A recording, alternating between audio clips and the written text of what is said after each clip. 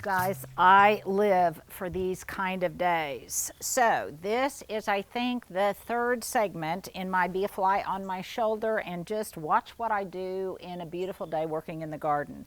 So right now, what I'm trying to do is just restore some definition. So I am pruning some things, and in this case, I'm pruning this large boxwood, large wintergreen boxwood. Now, this is the last time I will prune any of my boxwood. It's starting to get a little bit late in the season. If you watch this at a different time of year, then just FYI, it is September 12th, I think. And so this will be the last window of time. I don't want to force any new growth that may not be tempered to the cold then when it does turn cold. So let me talk a little bit about what I'm doing and why I'm doing it. So people always ask me what's my favorite season, and obviously the choices would be spring or fall if you live in Oklahoma. And it's kind of a toss-up, but one thing that spring holds over fall is that I love the definition of things in the spring. There's not all of this overgrowth. There's not all of this debris from fallen leaves and everything. And I love that clean, crisp definition of spring. So in the fall, for me to love my fall garden as much, I need to do whatever I can to restore that same crisp definition by pruning some things and cutting some things back.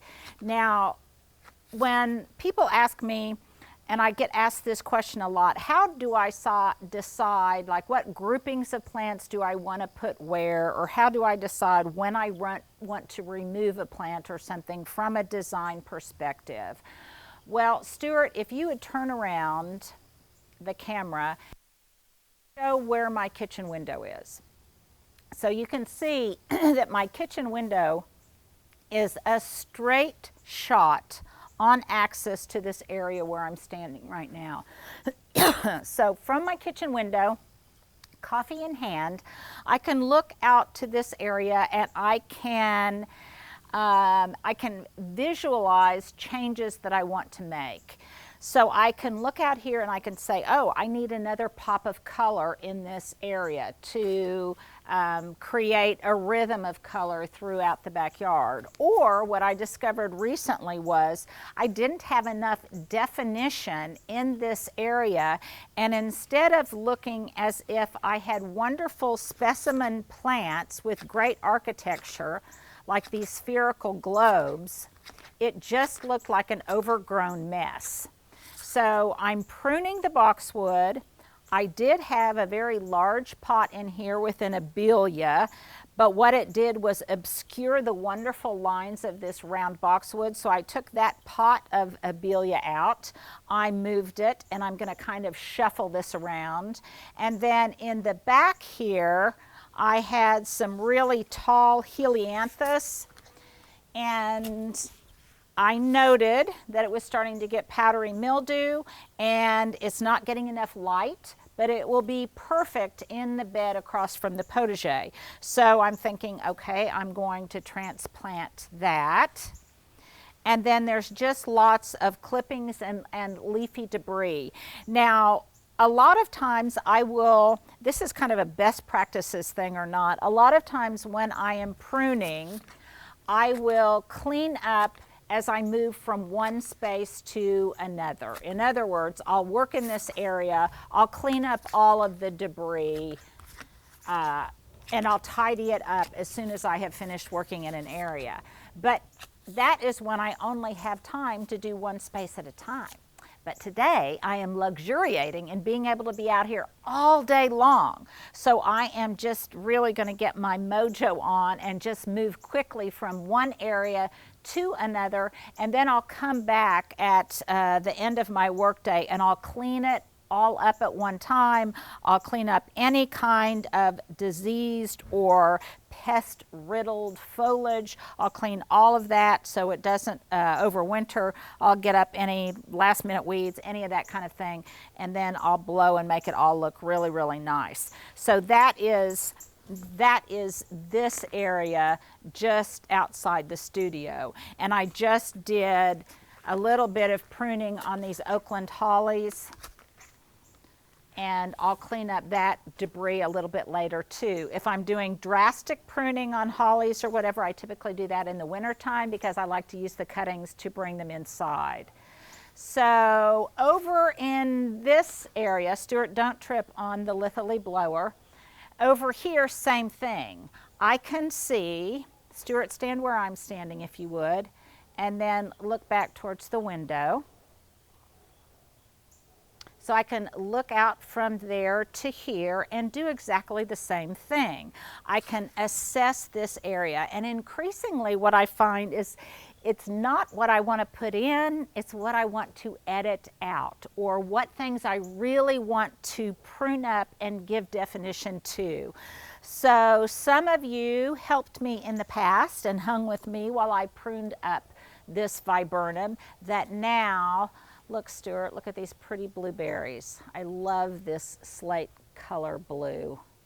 It's one of my favorite colors in the garden, and parenthetically is also one of the colors that my son and daughter-in-law-to-be will be using in their wedding next year.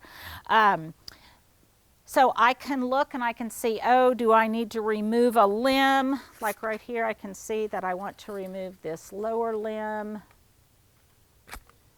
so that I can get a little bit better view of what's behind it. I trimmed all of these boxwoods, so now they have great form and are very crisp and clean, look wonderful, and they will look equally as wonderful in the wintertime. And then back in here, here's just a little surprise. I may have pointed this out to you in the past, but if I did not, I am always, if something wants to grow someplace and I can bend it to my will, then I will. And here is where I had just a common Burford holly that went to seed and came up. And I didn't even have any of these hollies in my garden, so birds must have planted it. But look at that wonderful straight stem on it. So it screamed topiary potential to me. And I turned this into a standard with foliage on the top. Right now, you can only kind of see this evergreen ball that projects out of this mass of snowflake oak leaf hydrangeas. But in the wintertime, when all of this is barren, it just is absolutely wonderful. And sometimes serendipitously, it's fun because a cardinal will just light right on top of it, and I've got some great pictures of that. So I'm just kind of cleaning up this area in here. There were some weeds that I poured boiling water on. I'll replenish the gravel just a little bit, but I've really tidied up this space. In the spring, I have often said that I want more, and in the fall, I want less.